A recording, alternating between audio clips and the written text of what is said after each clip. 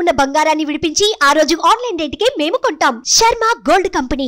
మంగళగిరిలో విజయం అందుకున్న నారా లోకేష్ రికార్డులు బద్దలు కొడుతున్నారు. లోకేష్ దెబ్బకు రికార్డులు బద్దలయ్యాయి.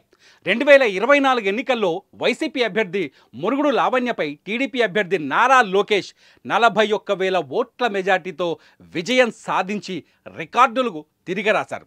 1952లో నియోజకవర్గం ఏర్పడినప్పుడు సిపిఐ అభ్యర్థిగా పోటీ చేసి గెలిచిన డి లక్ష్మయ్య ఇప్పటి వరకు 17,265 ఓట్ల మెజార్టీతో హైయెస్ట్గా నిలిచారు ఈ నియోజకవర్గంలో. ఇప్పుడు లోకేష్ సునామీ ముందు ఆ రికార్డు కనుమరుగిపోయింది. ఇక మంగళగిరిలో అత్యధిక మెజార్టీ సాధించిన ఎమ్మెల్యేగా లోకేష్ చరిత్రకెక్కితే, మంగళగిరి నియోజకవర్గం ఎన్నికల చరిత్రలో అతి తక్కువ మెజార్టీతో గెలిచిన ఎమ్మెల్యేగా ఆళ్ల రామకృష్ణారెడ్డి ఉన్నారు.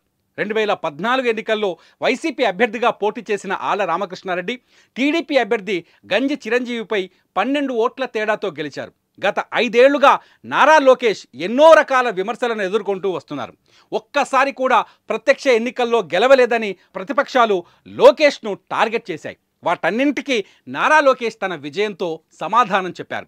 తానేమీ తన కంచుకోట నుంచి పోటీ చేయడం లేదని, టీడీపీ వీక్గా ఉన్న స్థానం నుంచి పోటీ చేశానని, తిరిగి అదే స్థానం నుంచి పోటీ చేసి విజయం సాధిస్తానని లోకేష్ పలుమార్లు చెప్పారు.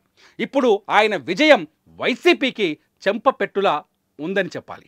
సుమన్ టీవీలో మీ పర్సనల్ అండ్ బిజినెస్ ప్రమోషన్స్ కోసం కింది నెంబర్కి కాంటాక్ట్ చేయండి.